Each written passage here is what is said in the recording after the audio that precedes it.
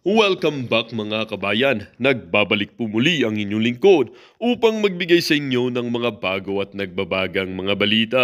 Tila ba naging mainit na usapin umano sa mundo ng social media itong si Atty. Acosta na tila ba nag-init ang ulo dito kay idolo niyong Raffy Tulfo dahil nga umano sa kanyang pagmura sa isang PAW lawyer na tila ba umano tinawag na bobo. Ang kapal talaga nitong pagmumukha ng Raffy Tukmol na ito na sabihan ng isang lisensyadong abogado na bobo. Hoy Tukmol, ano ba ang tinapos mo? Bakit apakakapal ng mukha mo? Hindi porkit nasa Senado ka matalino ka or magaling ka. Hindi ka matalino kasi wala kang titulong bilang abogado at hindi ka nakapasa sa bar exam or hindi ka man lang nakapag-take ng isang exam bilang or sa bilang maging abogado. Hindi ka matalino kasi wala kang titulong bilang abogado at wala ka namang pinag-aralan. Isang commentator sabihan na bobo ang isang abogado. Ikaw na talagang pinakatukmol na nakilala namin sa balat ng lupa or sa balat ng earth. Issue ni Tukmol sa PCSO lantanan na. Kumpirmado nang sa buwatan nitong Tukmol na ito at ang ahensyang PCO, pati na rin si Secretary Robles. Tila ba nabulabog ang kamera sa nalamang balitang ito, kaya naman umano ay umaksyon na sila upang imbestigahan ang pangyayaring ito at upang maligwak na rin sa posisyon itong tukmol na ito at sakit ng Senado na ito. Hindi nga rin naiwasan ng ating mga netizen na magbigay ng kanilang mga hinaing. Sabi nga nila, feeling ni Tulfo siya na ang pinakamatalino, matapang. Magrespeto ka naman, hindi ka abogado kahit sino na lang high officials tinitira mo. Tama po, Atty. Acosta. Idol ko si Senator Raffy Tukmol pero dapat bawasan niya ang pamamiliit niya at masasakit na salita sa kapwa. Burahin mo yan, ma'am. I salute you, idol kita kahit nung pandemic na po pinaglaban mo kaming mahirap po. Attorney versus commentator. Sino ang may kaalaman? 10 years at well-experienced ang attorney while commentator is 4 to 5 years ang pinag-aralan at iba dyan hindi nag-aral. Ay nako, Tulfo, tuplok. Oo nga, napansin po namin ang ginagawa niya ang hiling magpahiya ng tao kahit sino ka man, kay general o sekretary ka o abogado o kaya billionaire ka. Ipapahiya niya, paano na siya ang pangulo natin? Nako, di mas marami siyang ipapahiya sa buong mundo. Well, para nga sa buong impormasyon ay panoorin ang buong video. At kung bago ka pa lamang sa aking channel, huwag kakalimutang mag-subscribe, pindutin ang notification bell at piliin ang all upang laging maging updated sa mga bago at nagbabagang mga balita. At sa mga solid viewers naman natin dyan, maraming salamat po sa patuloy na pagtangkilik sa ating channel. Tuloy-tuloy lang po ang laban para sa katotohanan at para na rin sa kinabukasan ng ating pinakamamahal na bansang Pilipinas. Kaso po naman namin. At hindi lang naman siya ang nagre-repair. Nagre-repair din po ang mga senador natin, ang Office of the President, ang mga kapatid sa media, ang mga network, radio, TV, lahat po nagre-repair. Isa lang po siya sa nagre-repair. Sa totoo lang, kahit po kuminsan meron siya pinagsabihan na lawyer namin na bobo, ay naging maganda pa rin po ang pakikitungo namin sa kanya. Lalo pa nga, at naging talent din po ako ng kanyang network na kinabibilangan. Halos 5 taon pong may issue po ang PAW dyan, na wala po kaming binabayaran. Ang punto lang, bakit po siya nag-argumento ng isang fallacy? Sa argumentation and debate, mga kababayan, may fallacy of hasty generalization. Hasty generalization. Ayan. Aba, i-general mo lahat. Masama po naman yon. Unfair po naman sa mga PAW lawyers namin na halos atakihin na sa puso dahil sa oras ng gabi nagpupunta po sa mga presinto at nag-i-inquest.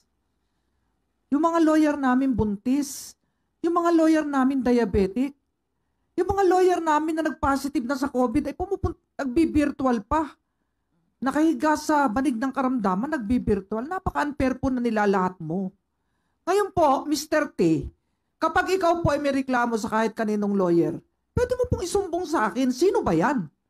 Yung ayaw mag-render ng inquest proceedings sa assistance, sumbong mo sa akin. Dahil ako po ang tamang tao, modesty aside, na may disciplining authority. Dahil ako po ang kanilang appointing authority. Hindi po ikaw. Ngayon, kung may plano ka pong magtayo ng pre-legal aid clinic, pag senador ka na, abay, teka, hindi ka po abogado po ba kayo, sir? O Mr. T? Hindi ko po alam. Ay kayo ba ay magtatayo ng katambal ng PAW, pamalit sa PAW? Eh ang PAW po institusyon na po ito eh. Ngayong taong to, 50 years na po ang Public Attorney's Office sa October 23, 2022. Panahon pa po ni President Marcos to, siya po nagtayo nito. Ito po yung Citizens Legal Assistance Office. Pangalanan nyo po, sino po ba yung problema nyo na lawyer na hindi uma-attend ng custodial investigation and inquest proceedings? At kakasuhan ko po, para po sa kaalaman nyo, Mr. T, mahigit 10 na pong abogado ang sinibak namin dito. After notice and hearing, may due process po kami dito. Kayo po, parang walang due process ang ginawa nyo eh. Sinintensyahan nyo na kaming lahat na hindi kami uma-attend ng inquest proceedings. Ano po yung datos namin? Ilan, direct ma yung ating inquest for this year, Harry Jel? Nakapost po sa FB namin ngayon yan. Libo-libo po. Yan, para sakto. Walang invento, walang false information. Ito po ang summary. Sa inquest po, noong 2016, 200,493 for the year 2016. Inquest and custodial interrogation assistance ng PAO. 2017, 252,000 plus. 2018, 199,700. 2019, 156,456. Bumaba po noong 2020 dahil nagpandemya. Naging 90,691. 2021, 85,600. So ano po ito? Ano po itong datos na ito? May pangalan po ng tao to, may pangalan po ng kliyente to, may client's form pong pinipirmahan ng mga kliyente. Hindi po ito imbento. Yung sinabi nyo po, ano po basehan nyo? Sinabi nyo, ito, may transcript ako. Kapag pumunta ka sa inquest proceedings, mapapansin mo, yung mga mahirap, wala silang representation, walang PAW. Saan nyo po pinulot ito? Baka po nung panahon, wala pa po ako sa PAW.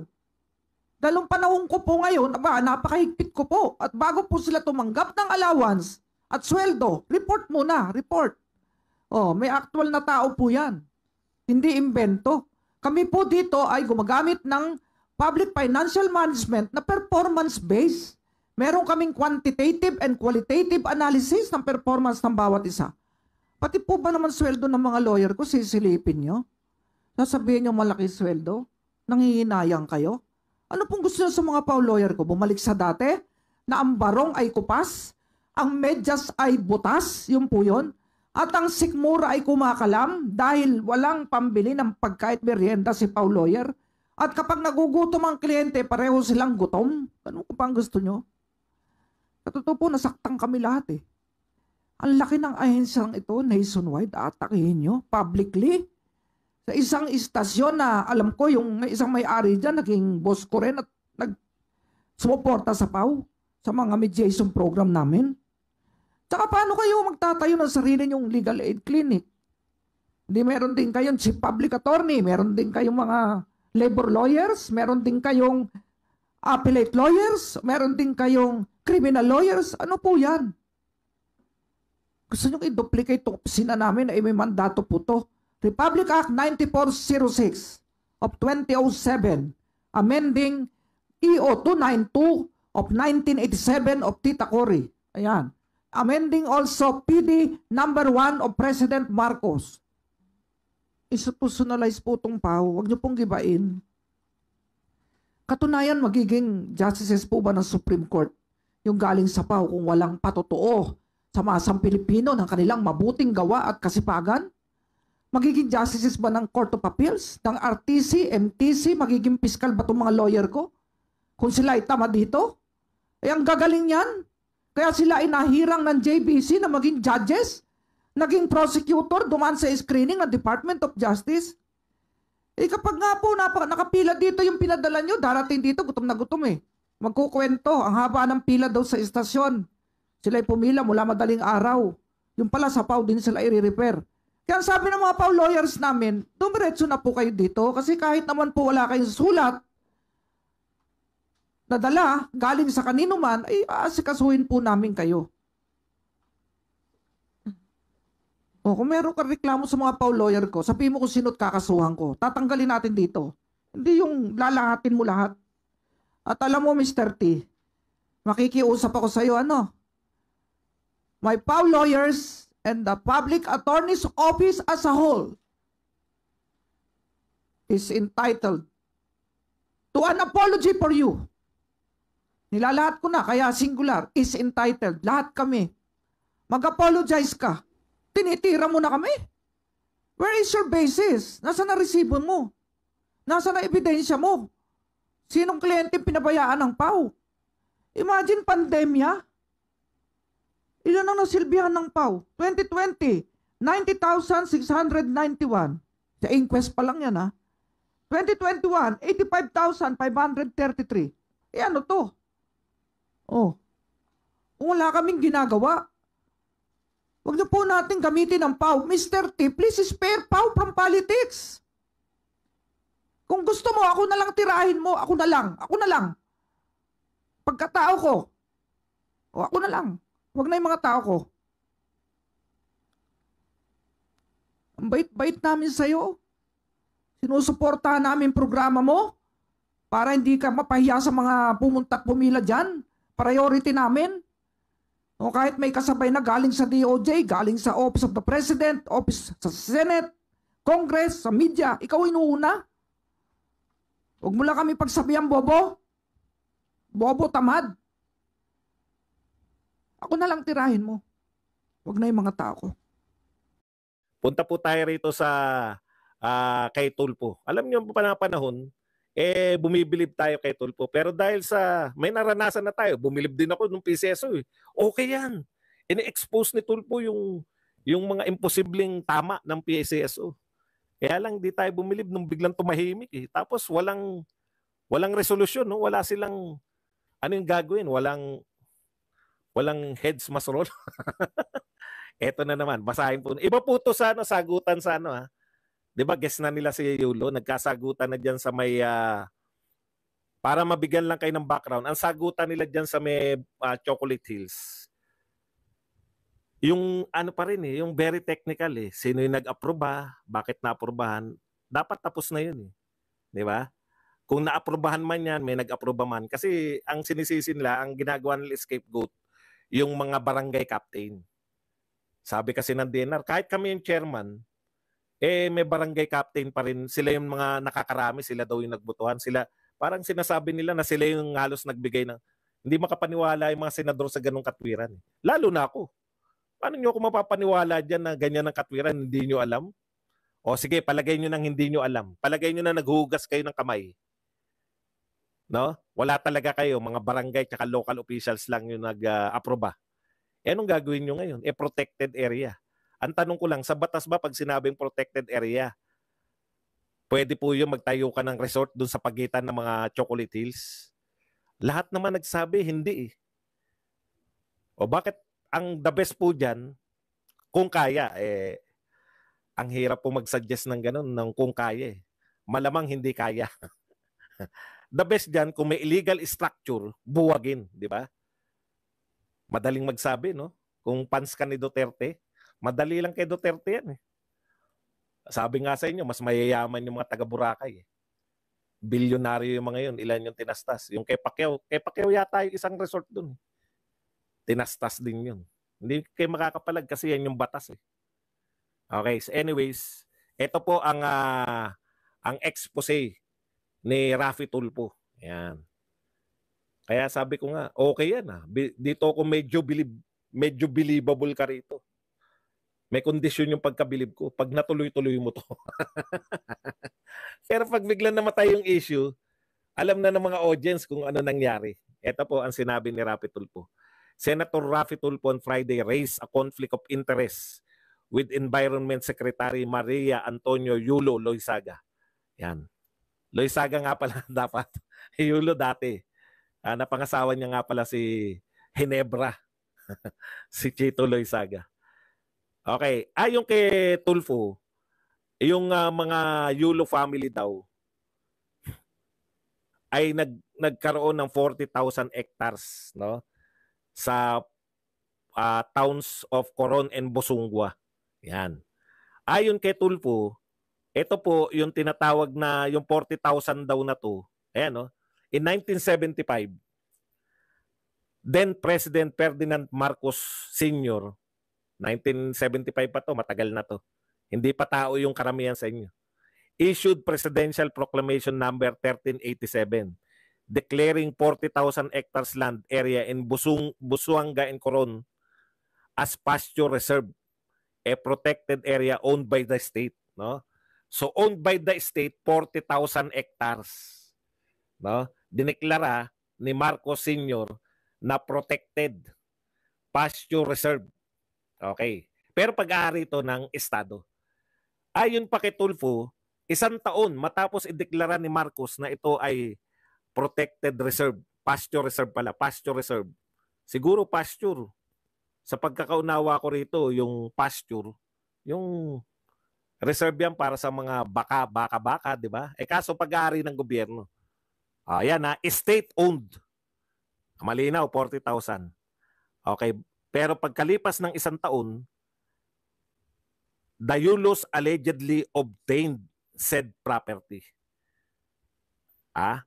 Ito po ay pag-aari ng gobyerno. Pagkalipas lang ng 1 taon, ayon kay Tulfo, ito raw po ay naging pag-aari ng mga Yulo.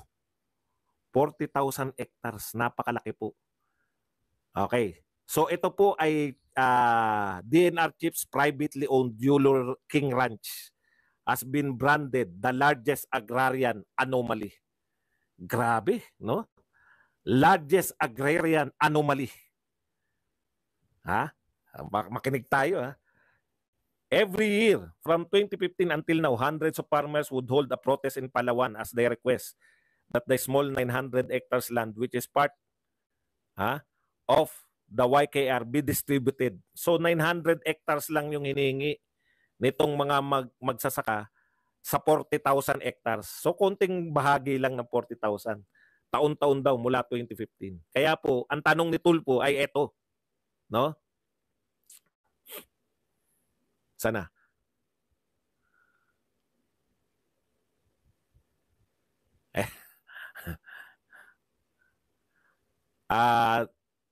Teka muna, bit nawala rito. Ito. In light of the environmental loss over the private resorts built within the protected areas, Tulfo cited Section RA 1138, which directs DNR Chief to carry out the mandates of the law to take care of the protected areas. Kaya lang, ang sinabi nga ni Senator Tulfo, kung meron siyang pag-aari na ganyan, may conflict of interest nga raw si Yulo. At hindi siya nababagay. Kung may conflict of interest ka, hindi ka bagay, no? Kaya niya kino-question kaya ganun yung pag-question niya kasi si Yulo mismo ay natituluhan nila yung pag-aari alam niyo yun, nakinabang siya riyan sa mga protected area na yan. Yan yung pagkakaunawa ko, no? Ito po. So, gusto ngayon sa makatuwid, gusto pong paimbestigahan, gumawa ng resolution si Tulfo para imbestigahan mismo si Yulo kung siya po ay may conflict of interest kasi kung siya mismo may conflict of interest, ayon kay Tulfo, ay mako-compromise yung mga objectives ng departamento sa pag-enforce ng mga batas regarding protected areas. Okay? Katulad po ng pag-angkin, pagkakaroon ng lupain ng mga Yulo noong 1976. Yan po ang gustong imbestigahan ni Tulfo. Di ba ang ganda? Ang question, sana matuloy-tuloy magkaroon ng resolusyon na makita natin na may napaparusahan o natatanggal sa pwesto, no? Sa mga investigasyon na to. Kasi batas o kaya napakulong, napatanggal sa pwesto. Kasi kung mayat-maya po kasi, eto na yata yung Senado na may pinakamarami. Imagine po noon, umangal na tayo kay Grace Poe. Natatandaan ko yan eh. Nung bagong upo si Grace Poe na senador, mahilig po yan magpahiring. Pero in comparison po ngayon, sa panahon nila Tulfo, Diyos ko, araw-araw yata may hearing eh. Ngayon, panahon na ngayon. Nadamihan na tayo nung bago si Grace Poe. Ngayong bagong upo si Tulfo, mas marami po nahihiring ngayon. Ang katulad nga ng topic natin kagabi, sana lang yung mga mamamayang Pilipino may mahita dyan sa hearing. Hindi ko po sinasabi na tama si Tulfo, mali yung mga YOLO. Pero yan po mga magagandang imbestigahan. At sana, makarating po tayo doon sa dulo na magkaroon ng katarungan yung paggastos namin ng investigasyon nyo. Kasi kung imbestiga lang kayo na imbestiga, tapos wala po nahihita sa mga investigasyon, inaaksaya nyo lang, hindi lang po yung panahon na nyo eh. Inaaksaya nyo lang yung panahon nyo na pinasusweldo namin at pera ng taong bayan na ginagastos dyan sa mga hearing. So yan lang po. Sana, hindi hanggang investigasyon lang. Kasi nakakadala. Ang dami na eh, di ba? Inisa-isa natin kahapon. Wala naman na batas na nalilikha. Wala rin namang mga, yun na lang. Yung sa... Well, dito nga nagtatapos ang bidyong ito. Kayo naman po ang aking tatanungin mga kabayan. Ano naman po ang inyong mga reaksyon sa balitang ito? Ang ating comment section ay bukas para sa inyong mga samot-saming reaksyon at komento. Lagi niyo pong tatandaan na bilang isang mamamayan ng bansang Pilipinas at bilang isang butante at bilang isang matapat na mamamayan na nagbabayad ng buwis dito sa bansang ito ay kailangan din natin magsalita at mag-react. Huwag kakalimutan, do not let your thoughts left unspoken. As citizen of this country, your thoughts matters. Muli po, kung bago ka pa lamang sa aking channel, huwag kakalimutang mag-subscribe at pindutin ang notification bell upang laging maging updated sa mga bago at nagbabagang mga balita.